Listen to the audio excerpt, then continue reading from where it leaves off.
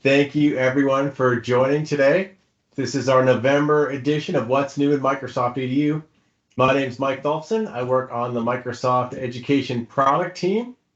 And here is the agenda for today. We got a ton of great updates. I'm going to start us off, and I'm going to hand it off to some of my colleagues. And so, to get us going here, we're going to talk about a few updates to M365 Copilot. And the first one is in December, we're going to be rolling out, and these are now that used to be called extensions. It's now called agents, but a teaching agent as well as a learning agent. I'll show both of those.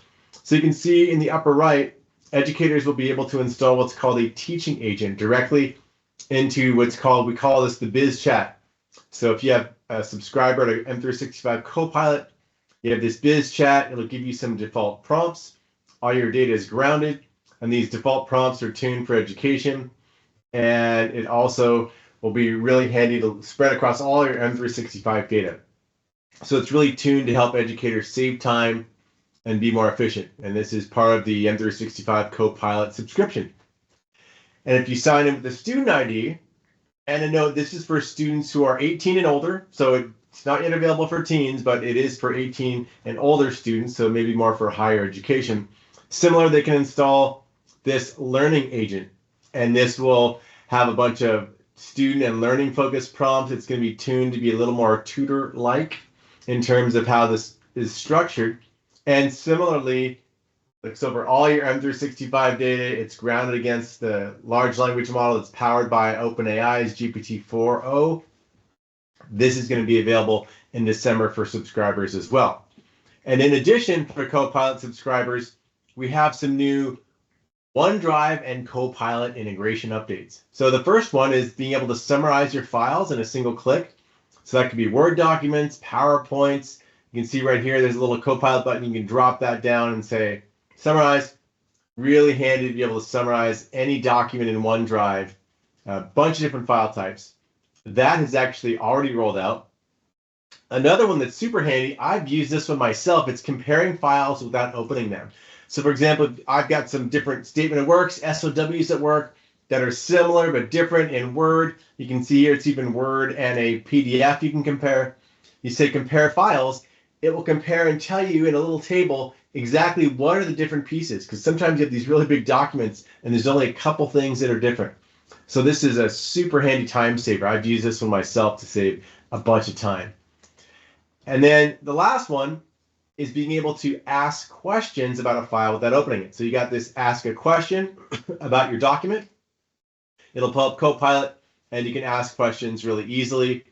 Again, this works for a bunch of different document types and is available today. And actually Life just pasted into the chat. I also made a detailed YouTube video on exactly how these features work. And there's a couple of other feature updates that I didn't talk about today. But these are all rolled out today for Copilot M365 subscribers, and you can check them out if that's you. And I'm going to hand it off to Anoo, and Anoo is going to talk about some updates for Reading Coach. So Anoo, I'm going to let you take over. Thank you, Mike. I am Anoo, as Mike mentioned. I'm on the Microsoft Education product management team. Excited to talk to you about a few Learning Accelerator updates. So just a quick recap on Learning Accelerators. Many of you are familiar with them, but just in case you're wondering, we have a suite of M365 free apps for developing foundational skills like reading, math, and fostering well-being, and also future-ready skills. Speaking and communication, Speaker Progress came out just recently in GA, and Samantha will be talking about that shortly. Search Targets and Coach has been out, and for all of them, we have insights. And here's how they fit into the broader Microsoft Education M365 ecosystem. So we have, core components at the bottom, accessibility solutions, all the productivity pieces, instructional tools, and then the layer of learning accelerators. That's the full gamut of offerings on M365 Education. I'm here to also talk to you about Reading Coach. This is the standalone Reading Coach that has been in preview for some amount of time. It's available at coach.microsoft.com and also available as a Windows application. It is going to GA. It's going to GA on November 25th. This tool is valuable for fostering independent, personalized reading fluency practice. With GA, it's going to be available in 81 different languages. and it's going to be available in a few different spots to drive greater discoverability, make it easier for students and educators to get to it. So with that, I'm actually going to switch over and give you a quick live demo of the app. So let me switch over. All right, somebody give me a thumbs up if you can see that, because I can't see it on my end, but that happened in the morning as well. Can you all see that? Okay, thank you for the thumbs up. All right, here we are. Reading Coach is now available in multiple languages. Based on the user's browser or OS locale, it'll detect it. And based on what that is set to, it will change the entire user interface to be in that language. In this case, it is set to be in Spanish for Spain. So here we are. I can now go into Reading Coach, and just like in the English version, I can create a story. So I'm not a Spanish speaker, but I'll be brave and create a story about a dog, perro, in a casa. And I'm really not a Spanish speaker. I don't even have the accent, but I'm going to try to be brave and practice reading in Spanish. So let's do this, a level 2 story in Spanish. And here's a story that's getting generated for me. It's got all the same features it has in terms of being on the immersive reader surface, fully accessible. I can change the font size. I can make all the changes that I had in the English version of it as well. And let me try to read this out loud. All right, here we go. Lily La Perrieta vivía en una bonita casa con su familia. Pretend I read all of that and I come to the last part. It says, Puerto eso usó su nariz para abrirla. And I think I can find my cursor back. If I can, it would be awesome. Here we go. And if I finish reading the first chapter of the story, just like in the English version of Reading Coach, I can now get to choose the path through the story. I can branch the story. The story stays coherent. You get 3-chapter stories or 5-chapter stories, just like in the English version. You can also see your results, and you can unlock characters and settings, just like you could in the English version. And I can keep that elefante. I can practice the words and get coached on them. All of the same functionality now available in 14 different languages for the stories and 81 different languages for the UI and UX. I could also paste in some content. So we hear from educators that they would like to give their students some passages to practice. So if you give your students a passage to practice and they paste it in here, they can read that out loud and get coached on that as well for the words they find difficult. You'll see that the language got detected. So now when the student reads out loud, they will be heard for Spanish in Spain. Now, it is very common, we hear, for students to use Reading Coach as English language readers. So the passage library that's in English is still available to you in English. And so if I were to go in here, I can go in and choose a passage to read. To make it a little bit easier for readers to choose what level is right for them, we added this new feature that explains and helps them choose the right level for the library passages. We had this for the stories, but we didn't have it for the passages, so we've added that in. And so once a student chooses the level, they can go in and they can read the story in English. But to support better pronunciation detection in English, we've added 14 different English dialects from Australia, Canada, Ghana, Great Britain, on and on and on. So if I were to change this, say, to Great Britain and then pretend to be someone who's from Great Britain and read this out loud, Reading Coach is going to listen for my British accent. We hear this was important for students, so we've added that in. A couple of other features I want to call out. We now have reading streaks in Reading Coach to foster consistency. We hear that reading at least 3 times a week is really helpful for fostering fluency. So students can come in and they will earn 3-day badges and 5-day badges and 7-day badges for their consistency. We've also made one other change, and I'll switch the UI to actually be in English for just this next part. So let me go find English. And I want to show you this progress dashboard we've developed. We used to be able to show progress just for the current reading session. Now we have progress over time, either over a 7-day period or the last 30 days or all time. Say I'm at last 30 days and I can go in and see how much time did I spend reading. Well, this is what it looks like. The readings completed, the average accuracy. So all of that data over time now, and also your achievements and any passages you've read or stories you've created are saved for you. So that's what's coming with Reading Coach GA. There's a couple other pieces that we've made easier with GA. So let me go ahead and reshare. Alrighty, here, let's do this. So we're making it easier for educators and students to find Reading Coach. If they log into Microsoft365.com or Office.com alongside Word, Excel, PowerPoint, they're going to find Reading Coach placed there. This is also going to be available to them as home users. So if they're consumer users and using an MSA account to access Reading Coach, they will also find it in Microsoft365.com or Office.com. Also, Reading Coach is going to be available by default for all education tenants, M365 education tenants. You need not do anything to deploy it. If you were a preview user, you will smoothly and seamlessly transition over to the GA tenant. There's no data loss. We're going to preserve your history, your stories, the passages, and all of that for you. And you don't have to actually do anything to turn it on. However, if you want to turn it off for your tenant, you can do that. We sure hope you don't do that. Now, over the course of preview, we've heard some great feedback on Reading Coach. And I want to share just a couple of quick stories. This story comes from Vietnam. There's a teacher, Hatran, who's been teaching with Reading Coach. She taught with Reading Progress and then started using the standalone Reading Coach with her students who are ELL learners. They have almost no exposure to English speakers. And she says that her students are more confident in their English language skills after practicing with Reading Coach because they like to sit down and practice on their own. They use it on their parents' phones with their MSA accounts. Some of the kids were so motivated, they produced their own YouTube videos on how to use Reading Coach, which always warms our hearts. We thought you would find it interesting too. Here's a story of a girl who I'm allowed to name, Skylar, who's been using Reading Coach for the last 2 to 3 months. Her teacher introduced it to her. She was a third grader who was struggling with reading severely. There were other interventions put in place. In addition, Reading Coach was introduced. The agency and the sort of the engagement in Reading Coach hooked her, and she's made 1 to 2 level reading gains in about 3 months of using Reading Coach alongside other interventions. Now, these are some anecdotal studies. We're going to conduct a more large-scale study to confirm the efficacy of Reading Coach. We thought these might be interesting to you as we go to GA. So overall, here's what we're hearing. Reading Coach makes a difference for these groups of learners.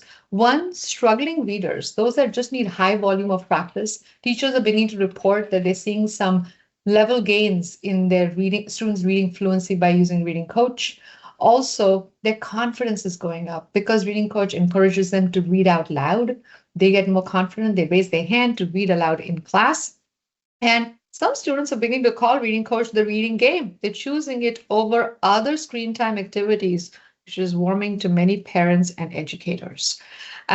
So that's everything about Reading Coach. I'll put a few links in the chat later. I'm going to move on and talk to you about Math Progress. You know, that whole chart of accelerator tools I showed you. Math Progress has been in private preview for some amount of time. And if you want to join the preview, you can still do that at aka.ms/mathcommunity. The exciting news is that Math Progress is going to GA in December, in early December. And here's what you're going to get with that. First, we know that there is a tremendous loss in math learning and foundational math learning across the globe. And that's why we produce Math Progress. Math Progress is meant to provide greater fluency in foundational math skills, middle school and high school math skills, and in a way that is personalized and is also data-driven. What this means for students is that they can count on some real-time coaching as they're doing their math practice using Math Progress. And it also, the whole app is inclusively designed. Now, for educators, Math Progress helps generate assignments easily, and it creates them very easily, along with anchoring on mistakes and misconceptions. So it saves educators a ton of time and also gives them actionable insights based on those mistakes and misconceptions, and also what students just got right and wrong. Like every progress tool that we have in our Learning Accelerator suite, here's the flow for Math Progress. The teacher would create the assignment. The student will complete the assignment. The teacher can review the auto-corrected and auto-graded assignment, and also get actionable insights at the student level and at the class level. So let's take a look at some of these features.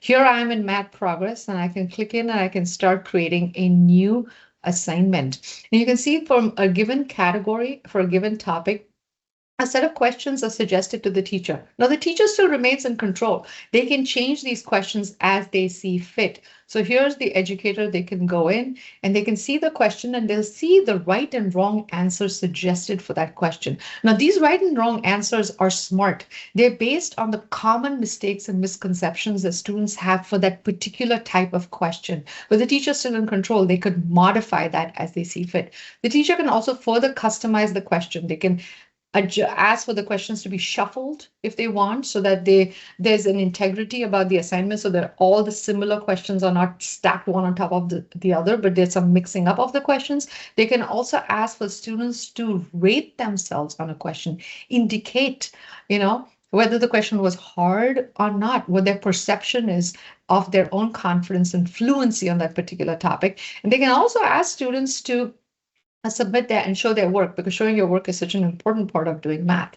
So once the teacher has created that assignment, they would then assign it to the student. But before they do that, there's a couple of other things for the question type.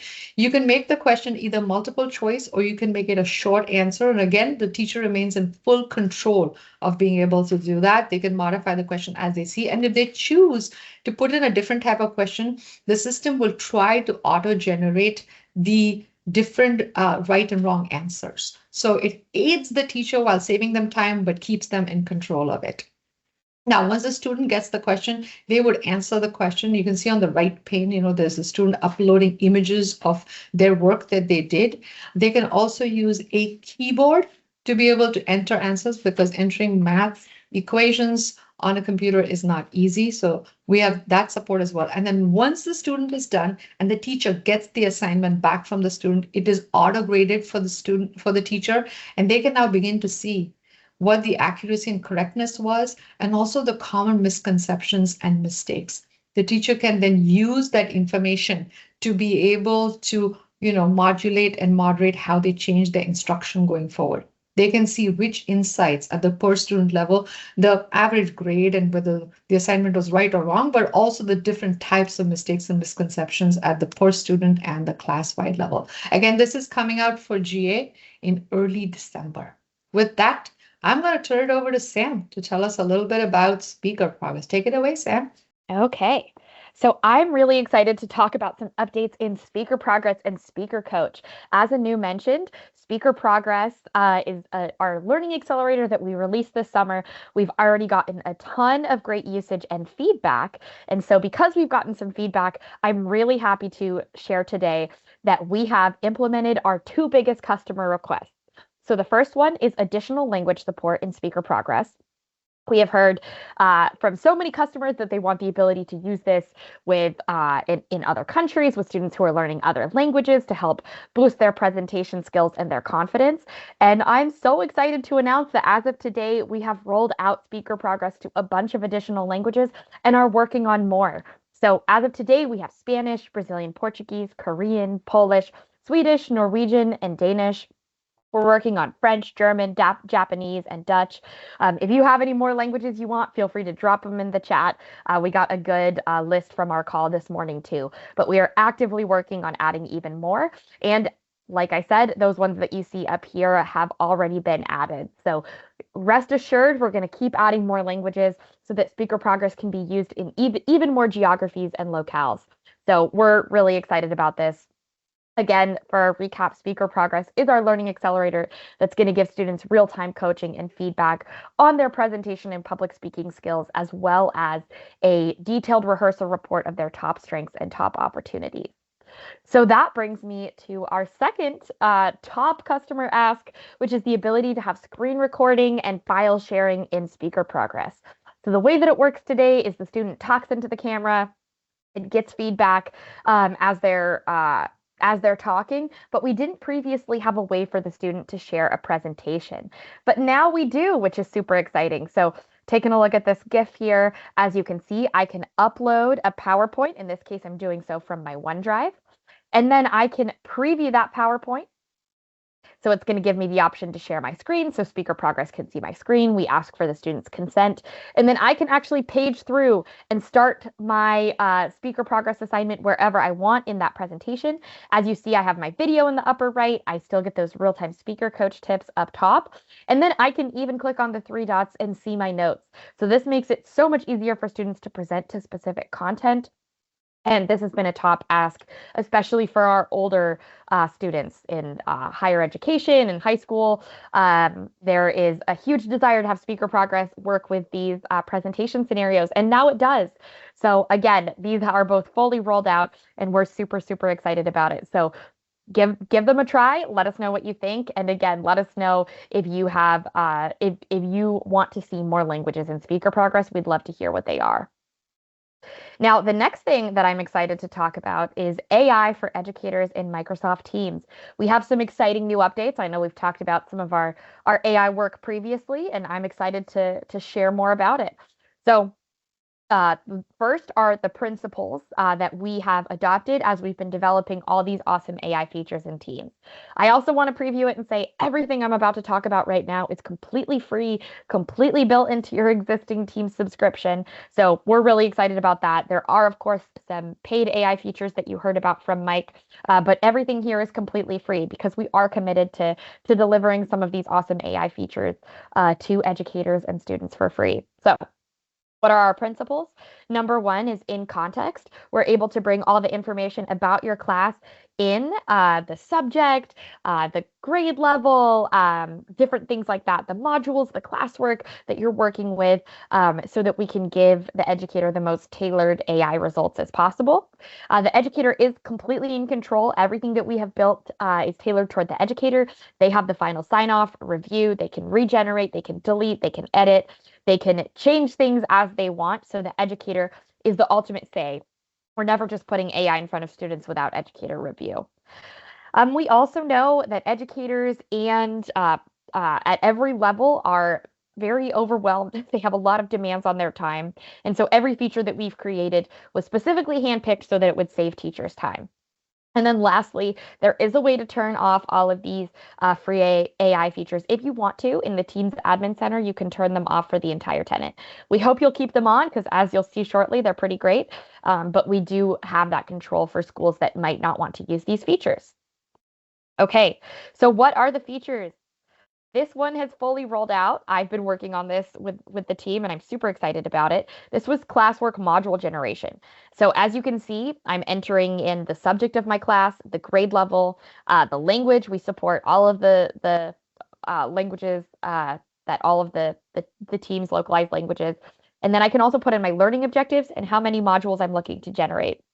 I can do this as I'm creating a brand new class in Classwork, or after I hit the Add Module button, I can also say Create Modules with AI, which will let me create some additional modules even if I already have some in my class. The really awesome thing here is it'll actually take into account all the modules that are in your class and make sure it doesn't generate any duplicates. Now, as you can see, it's generated some modules with titles and descriptions for my chemistry class. I can go in, I can edit the modules. I can change them and I can also adjust them. We have the ability to change the format so you get a bulleted list instead of a paragraph. You can make the descriptions longer or shorter. I can regenerate all my modules at once. So I have some awesome options there.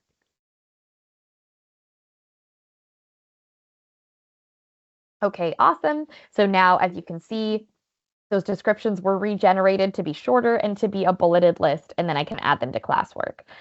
And as I said, you can use this at any point during your planning process to help figure out your course curriculum at the beginning or after you've already created some modules if you want the AI to help suggest some ideas for additional modules. Moving on to our assignment instructions. We have seen tons of educators using this, and we've gotten some feedback about ways we can make this even better. So we now give you some tips, tell you to be specific and provide relevant examples when you're initially drafting things out so that the AI can give you even more tailored recommendations. And then we also have the ability for you to adjust the grade level and the language as you're working in the flow too. So there are some updates we've made to this one to make it even more accurate and to make sure the output it's giving you is even better. and kind of guiding educators through with those tips, which is awesome. And then this is one of our top asks and Teams assignments. We're really excited about it. We have this awesome rubric generator, and also, of course, educators can create rubrics manually. And now you can download that as a Word document and then share that Word document with your students however you want. You can print it out. You can share that additionally. So yeah, I'm seeing some hearts. People are excited about that one. This has been a top ask. We're really excited about this. And especially with the AI rubric feature as well, a double teacher time saver there. So we know that it's important to be able to show students, hey, this is what's expected of you on this assignment. Sometimes you need to show that in multiple ways. And so being able to share that as a Word document has been a top ask. All right, now I'm going to talk about some Teams for Education updates. So first is we have added immersive reader to Classwork. So this is really exciting. Now you can go through as a student or as an educator and use immersive reader in Classwork. So it's right up there in the 3 dots, looking at any module, you can go through and use immersive reader. So that is out now. That one is super exciting, making Classwork even more inclusive and accessible. And another ask in Classwork has been the ability to have a student view in Classwork. So previously, if you're aware, educators have their view where they can edit things, they can see draft modules. But do you want to see what your students see? That excludes all of those additional capabilities. It excludes anything that's in a draft state that hasn't been published yet to students. So if you want to be sharing your screen in class, showing your students what they should be seeing in Classwork, or just previewing what your students are going to see, that is available now with Student View in Classwork. So that is also out now. I'm seeing lots of claps for that one. That's an exciting one. We also now have the ability for you to rename the general channel in Teams. So for a long time, we've heard feedback from education customers. I don't want it to be called the general channel. That sounds too businessy or too enterprisey. Totally get it. Now you can rename that to whatever you want in your class. So yeah, it's no longer fixed in the name. You have the option to rename that as the team owner now. So very exciting. And then the last Teams update from me is Teams admin weekly updates. So you might be aware of that weekly digest feature that we have in Teams that kind of sends a summary to parents and guardians of what's happening in assignments and Teams. We have now moved that from assignment settings to parent and guardian settings. Just a little adjustment to make things more streamlined. It just makes more sense for it to be under parent and guardian settings because this is a weekly update that's sent out to parents and guardians. So that's just a note to note if you are an admin who's in control of that. Now for the M365 updates, I'm going to pass it to Mike. Hey, thanks, Samantha, for all those great updates. So I get the pleasure to talk about one of my favorite topics, OneNote. And I know that at least historically, down under, there's a lot of OneNote fans. So couple of updates in OneNote. First is, and this is really cool, I think students especially, but educators too, the ability to use an ink dropper for your pen. So you can choose lots of interesting colors by just using ink dropper and clicking on a color that you might have on your canvas and switching your pen color to that. And so that is one of the new updates. I believe that's an insider ring now, or it might even be rolled out more broadly. Another one is the ability to really easily straighten up your ink on the desktop. So if you see a little animated video here, you can circle some ink and straighten it up, clean it up, look a little fancier. If you're like me, you draw really sloppy lines with handwriting, so this can help you make you look more professional. And then lastly, this has been a really long time request for, over a decade. When you ink on top of images or PDFs, the ink will now stick with that image or PDF if you drag and move it around. So historically, you'd have to go the little circle it and then group the whole thing and then drag it. So now you just circle or ink on top of the image or the PDF, and then when you drag it to move it, it will stick with that image or PDF. So 3 small but super useful and highly requested updates in OneNote. And that wraps up our regular programming, as they would say. And now we're going to move on to the Q&A section. And just before we do, I'll say we've got a bunch of resources and links at the end of this deck. And if you're wondering, hey, what's the link to this deck? How can I get it? Or, hey, can other people watch this webinar recording in the future? The answer is yes. So here is the deck link. We will also post that post that into the chat. And then the other thing is we're going to be posting this video recording probably early next week onto our YouTube channel, the Microsoft Education YouTube channel. We have a playlist with all of our What's New in EDU webinars. So if you want to share this out with other folks, you're more than welcome to. And with that, we can move on to Q&A.